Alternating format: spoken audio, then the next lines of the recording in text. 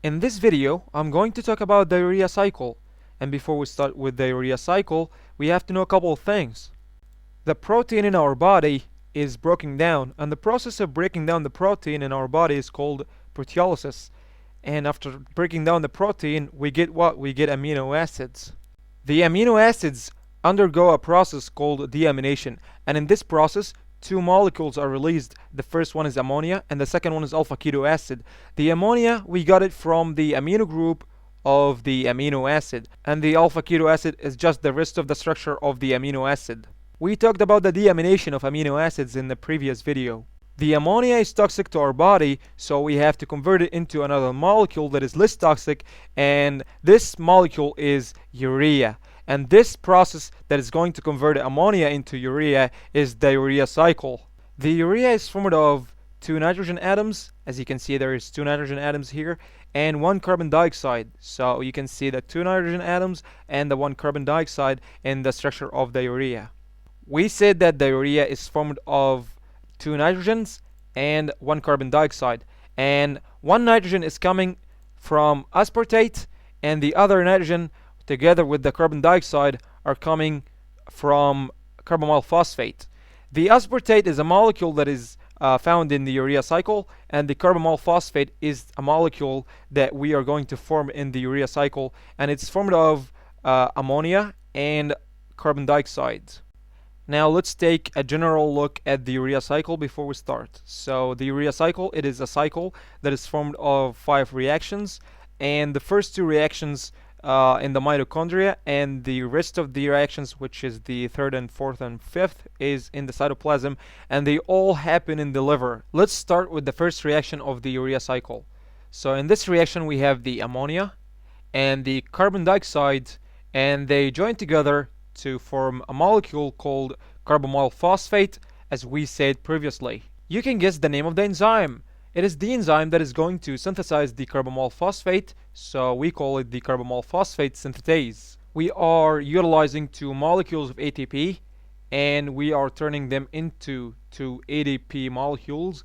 So that means that we got two phosphate group, one from each ATP molecule. The N-acetylglutamate is an activator of this enzyme, which means when there is more N-acetylglutamate, there is more activity of this enzyme, and there is more production of carbonyl phosphate. And the N-acetylglutamate is produced when free amino acids are present, which kind of makes sense, because when there is free amino acids, that means more deamination for amino acids and more production of ammonia, and that means that we want to get rid of ammonia by producing carbonyl phosphate. In the second reaction, we are going to combine carbonyl phosphate with ornithine to form another molecule called citrulline. So ornithine and citrulline, they are both amino acids, but they are non-essential amino acids, which means that they are formed in the body and they don't enter in the structure of proteins. We know that the first 2 reactions take place in the mitochondria, and the rest of the reactions take place in the cytoplasm. So citrulline is going to enter the cytoplasm so that we can complete the urea cycle. The third reaction is some kind of similar to the second reaction. In this reaction we have both citrulline and aspartate, and they combine together to form argininosuccinate. So we synthesized what? We synthesized argininosuccinate. So the name of the enzyme would be argininosuccinate synthetase, the same as the first reaction. We said that the urea is formed of 2 nitrogen atoms. One nitrogen atom is coming from aspartate, and the other atom is coming from carbonyl phosphate, and the carbon dioxide is coming from the carbonyl phosphate. So here we see the aspartate and the carbonyl phosphate.